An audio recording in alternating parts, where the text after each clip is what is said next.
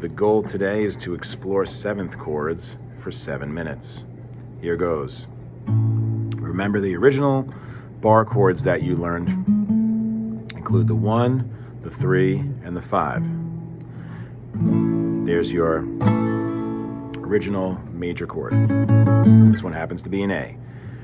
If I wanted to make it a 7th, I would follow my way up the scale until I get to the 7th interval, and I'm going to add to my 1, my 3, and my 5 a 7th note. And so the sound changes quite a bit. Kind of mellows out. I love it. It has almost like a mystic kind of sound to it.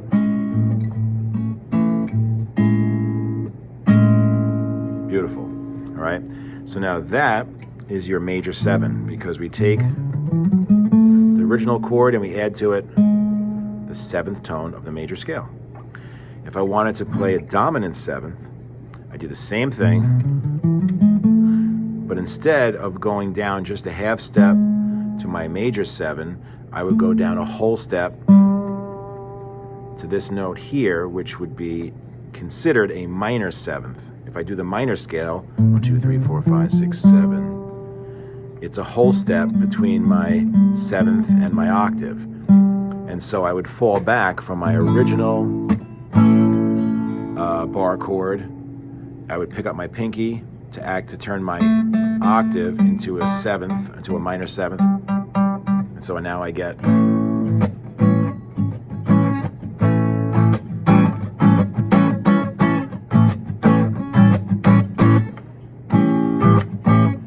okay.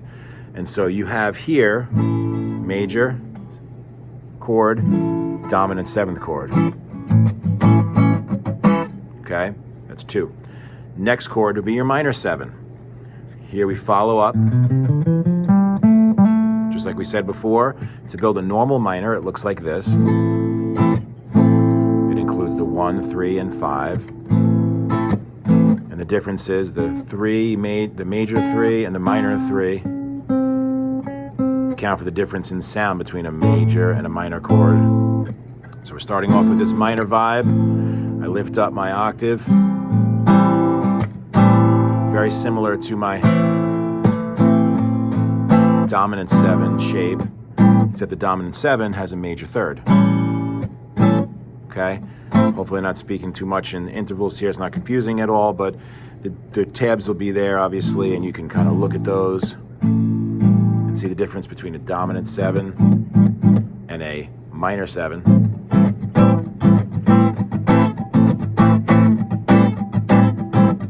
That's first half now done.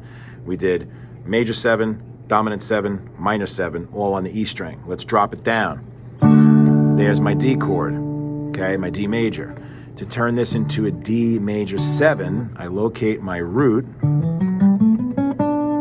here, and I fall back half step to my 7 interval, 2, 3, 4, 5, 6, 7. And so I take my bar chord,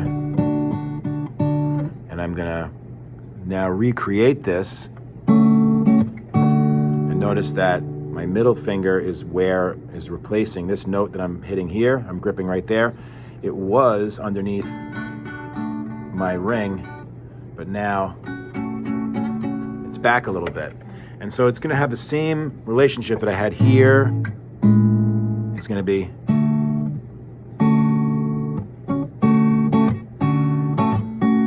major 7. They're all movable, and they all will become whatever the lowest note is. That's your root.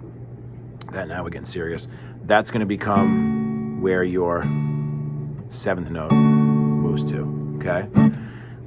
Next, we have let's do dominant 7 here. There's my regular major chord grip. Now, notice I'm picking up what was a flat bar there, and I'm kind of bridging it, and it looks just like my major 7, except I'm basically just leaving that middle off there.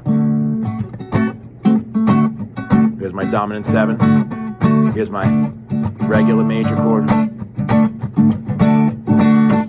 Dominant 7. Okay, now to do the minor 7, I build a regular minor chord. There's my minor bar chord, you've seen that before. And really the only mechanics of this, I'm picking up my pinky.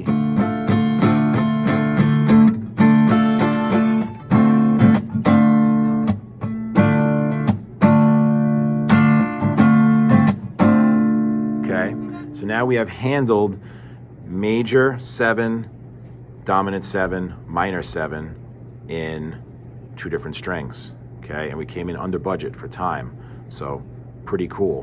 What would I do with this extra time? Oh, I don't know. Let's take a look at a chord progression. D, F sharp, G. If we take that D, leave it as a regular major, take that F sharp and turn it into a minor 7, and then turn that G into a major 7, oh boy. Butter on bread right there.